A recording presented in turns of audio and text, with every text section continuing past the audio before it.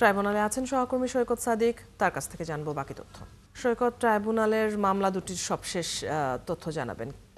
ওদিকে আপনি জানেন যে আজকে আন্তর্জাতিক অপরাধ ট্রাইব্যুনাল 1 এবং 2 দুটোতেই দুটি গুরুত্বপূর্ণ মামলার শুনানি হয়েছে এবং ট্রাইব্যুনাল 2 এর কথা যদি বলি, সেখানে 5 আগস্ট যেদিন শেখ হাসিনার পতন হয় ওই দিনে আশুলিয়ায় ছাত্র জনতাকে হত্যার পর তাদের যে মরদেহ পুড়িয়ে দেওয়া হয়েছিল সেই ঘটনা দায়ের করা মামলাটিতে আজকে এই মামলায় আসামি হিসেবে তাকে গ্রেপ্তার করা হয়েছিল এবং পরে তিনি আসামি থেকে সাক্ষী হয়েছে শেখ আফজালুল হক। তিনি জবানবন্দি দিয়েছেন এবং তার জবানবন্দিতে তিনি দোষ স্বীকার করেছেন এবং তিনি বলেছেন ওই দিন ওসি সায়েদের নির্দেশনা কিভাবে এই হত্যাকাণ্ড কারা চালিয়েছেন এবং পরে পেট্রোল দিয়ে কিভাবে লাশ পুড়িয়ে দেওয়া হয়েছে সেই বিষয়টি তিনি তুলে ধরেছেন।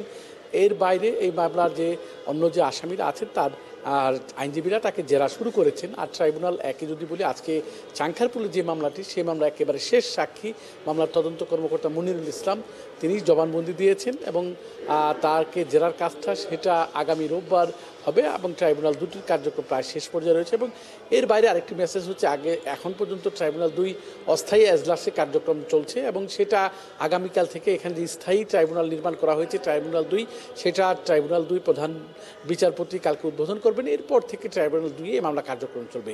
এর বাইরে আরেকটি গুরুত্বপূর্ণ মেসেজ হচ্ছে যে আপনি জানেন যে শেখ হাসিনার মামলাতে রায় দেওয়া হয়েছে, কিন্তু পূর্ণাঙ্গ রায়টা কবে নাগাদ প্রকাশ হবে এবং সেটা হাতে পাওয়ার পর 3টি জায়গায় যাবে। ঢাকা জেলা প্রশাসকের কার্যালয়ে যাবে।